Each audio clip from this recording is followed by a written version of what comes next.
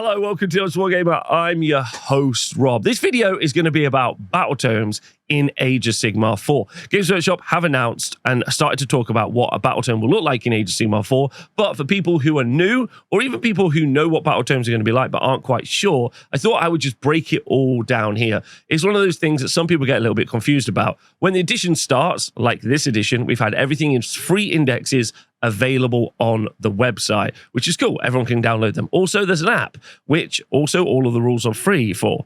When the Battletome is released, the rules for those Battletomes will no longer be free on the app. And instead, you would need to pick up a Battletome, get a digital code to be able to utilize the app. Also, the digital rules that they put online will no longer be valid, and they won't be using those either. So that's a quick, simple update.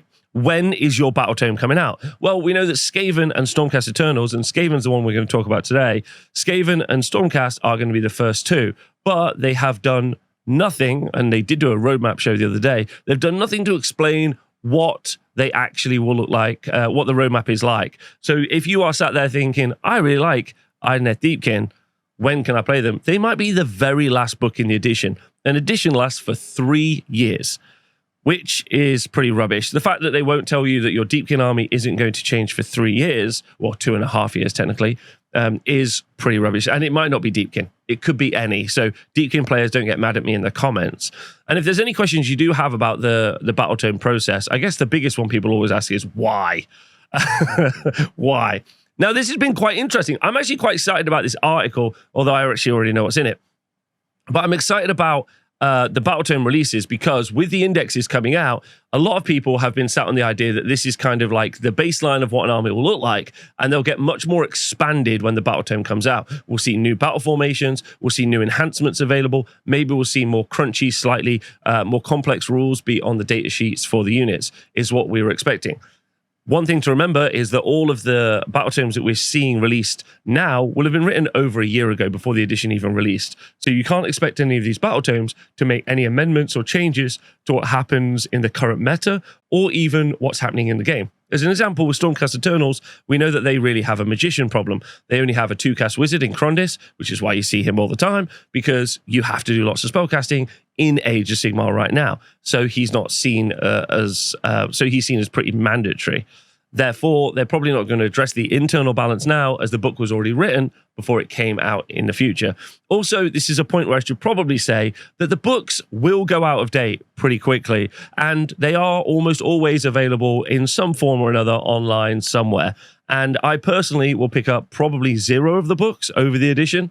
That's not something that I do, mainly because it's wasted space on my shelf. It's something I have to then trash at the end of a 3-year cycle. I know that they're going out of date, and that feels a little bit silly. Sometimes I pick up a book like Cities of Sigmar because I would like to read the story, and I like to look at all the pictures. But most of the time, it would be much better if they made a digital release, obviously, and have a living rulebook online. I just always should say that. Right, let's go look at what's going to be in the Battletomes. Okay.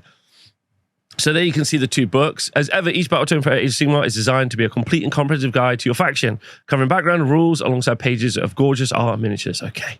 Battletomes now open with a fresh perspective, a lore section presenting a faction from their own point of view, alongside those of their enemies, allies, and other characters in the mortal realms. It's actually been a big deal for Warhammer generally, is especially in 40,000, they've always described the narrator as an unreliable narrator, and it's always seen as from the perspective of the Imperium. Instead, they're starting to give voices to the own factions. This is quite good because I'd like to see them move away from the hegemony of the Stormcast Eternals like viewpoint all the time, and instead, I'd like to really start to understand how the factions like drive themselves, which is, I think, really good. There's a gorgeous art photography on every page. Now, that is one of the best things I would say, and that is a great example. Battletomes, if there's ever a reason to pick up a Battletome, it's because of the absolutely 11 out of 10 art. The art is, in my opinion, the driving factor of Warhammer, and it's so good. So that looks pretty good. I'm not going to lie. Not going to lie. There's a gatefold section explaining which parts of the Eightfold Realms are particular importance to that faction. Now, I like that because I think one of the criticisms has been many times for Age of Sigmar is there aren't enough maps. You can't start to understand where stuff is. And this is very cool. I like this a lot. Knowing where the different factions are battling, even having a map, you could do your own little campaigns at home. I quite like that. That's very fun. This is followed by deeper sections explaining history, heroes, customs, and tactics. This is written from a more omniscient perspective, which covers events of great importance. And then there's a bestiary, which combines art with miniatures, photography, and oozing personality. I quite like the bestiary. That's really fun. You get a little bit more detail for your individual units when you're painting them, which is fun. The rule section collects battle traits, battle formations, spell laws, prayer laws, manifestation laws, and war scrolls for every single unit. These are laid out horizontally, as you can see here. Now, this is where I think it gets interesting. Alongside this are rules for your faction Spearhead. We're going to skip that for a minute. New Armies of Renown give you a new way to play, while Regiments of Renown will allow you to dabble with your army with composition tricks. Okay, so now this is a big deal. If you aren't aware of how this works for some reason, your Battletome is basically an army, and you can play it as your Battletome. But there's also something called an Army of Renown, which is playing your army in a slightly different way. Normally, it doesn't utilize the different rules for the army, and instead it uses some different rule sets for the army, but you still keep the same war scrolls, and then they stack on top of each other. Oh no, they don't stack on top, they work independently of each other. Sorry, that's an important thing to say. And now this is pretty fun because for me, we haven't actually seen yet, but if there are multiple armies of renown, then that is a way for them to really start to spread out the list diversity of armies. I would say that that's something a lot of people are excited about, having list diversity and list options. Sure, you might want to run load of Kroxigor just in your normal list, but maybe they'll just be an army of renown specifically built for Kroxigor, so your entire army is Kroxigor, as an example. That might be something that you really want to do, and that could be a way of them giving us loads of extra rules, which would be really fun to see. There's also a Path to Glory section with personalized. And also, there's also Regiments of Renown. So this is kind of a weird one because Regiments of Renown can't be taken. Regiments of Renown can't be taken in your own army. So if you pick up a Battletome, say Stormcast Eternals, you have a bunch of Regiments of Renown which are only usable in other people's armies. Maybe the idea for this is that if you want to play a certain Regiment of Renown, then you go pick up the other Battletome, which I think would be pretty rough, to be honest. Hopefully they just keep all Regiments of Renown online for free, but probably they won't do that, in which case, if you would like to play a different Regiment of Renown in your army, you have to spend a lot of money, which I think is not good. Okay. So, rules references. You won't find points in your Battletomes. Now, this is a big deal. This is the first time this has happened, and I would love to know what everyone's thoughts about this are. The reason that this hasn't happened yet is I don't know. But having all the points online or points not in your Battletome means I guess your Battletome isn't invalidated as much, but it also means that no longer will you ever be able to kind of play past editions. You won't be able to do a Old Hammer style game. Now, normally those points gets updated anyway, because often they get the points wrong at the first release. But, you know, now if you go back and we're like, I'd like to play 3rd edition Age of Sigmar, that is, you know, technically possible. But some people will love that. Some people won't love that. I personally like that. I would actually like to see almost all the rules transitioned online for free. And I mean completely for free, not part of a book. And I like the books to become these art and magic, like these kind of like stories and art books, which would be super cool. But they're not going to do that because there's no way. They have to keep updating the books so they can sell you more books. Linked via a QR code. So yeah, these will be available online in Warhammer Community when each book launches, linked via QR code in the book. The back of the tome, you'll find a reference sheet covering your army's most used rules. So this does mean that the app is going to be the only source of the points. Now, that is actually going to be very, very tough in a load of different ways, because this means when you first see all of the rules, then you aren't going to know how many the points are unless you have either digitally downloaded the rules some way that isn't this, or you have bought the book. So the only way to get the points is going to be via buying the book in the app.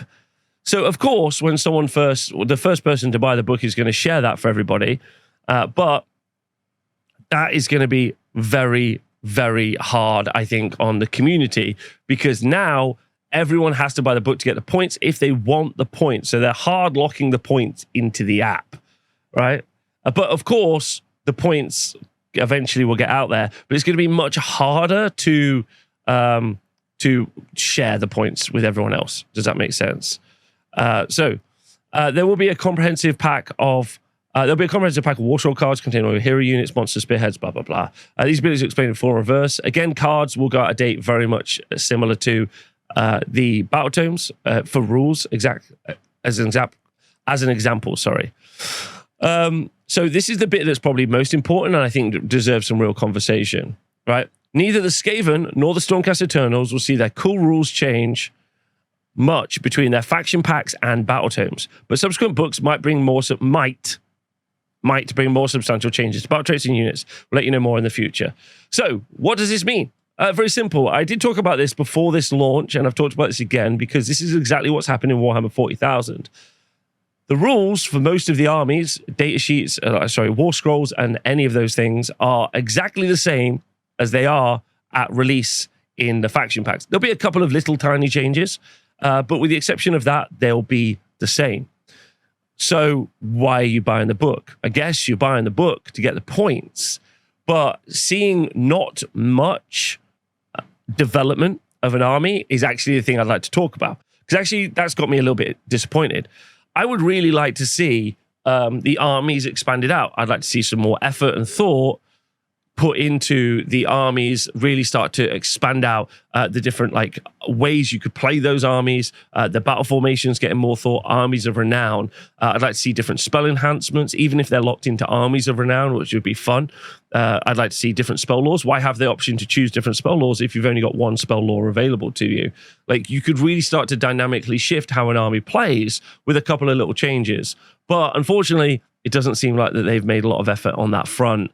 And for me, I personally find that a little bit disappointing. And that's because, ultimately, I'm an Age of Sigmar fan. So I'd like to see more cool rules for Age of Sigmar versus just the same rules I've already seen. And also, I don't overly want to buy the same thing I've already got for free for money. Which doesn't make sense to me. I can't really see me being overly motivated. That said, though, you're all going to buy it. That's the thing Games Workshop always can rely on. No matter what we've said about it not being sensible without the points being in the book, everyone is going to buy those books. Those books will sell, and then they will just keep happening. So that's a pretty interesting paradigm going into the future, where books are the same as the free rules they've already given out, and it's not a complete product that doesn't give you all the information that you need. Personally, I'm a little bit disappointed. I knew this was coming down the line anyway. You could already tell this was coming down the line. Oh, I should also mention, obviously, the app also requires a paid-for subscription to Warhammer Plus. So you need a subscription to Warhammer Plus, and also you need to buy the code in the app. So I think that's pretty rough, personally, as an additional double paywall. I can't go into a shop now, pick up my book, my start collecting box, and immediately start playing the game. I now need to download the app, put in the code, get the points, then need to do it, which I think is a little bit disappointing. I would prefer to have seen them not do this. I understand that they're in the business of making money, so we are where we are. But the worst crime, regardless of just all of the money and all of all of those paywalls, the worst crime to me is that there's no expansion. I don't understand. I don't Skaven are wicked cool. And obviously there's loads of new models, there's loads of new minis, and there will be some new rules for those. But with the exception of that, I would like to see them expand out the rules for Skaven. I'd like to get into the crunch of it. £35 or £40 of game development feels like that should be a lot of a big, I compare it to a D&D book, or even just a novel or something like that, which costs a lot less money. And then all of the expansive kind of world building that they do, having no rules doing any world building and just being copy and pasted from an index to a book feels really miserly. And also, and most importantly, boring. The worst crime you can do in Warhammer is be boring, or in anything in life is be boring. So I don't like that. Let me know what you think in the comments below. Thanks for watching my video. See you soon. Bye.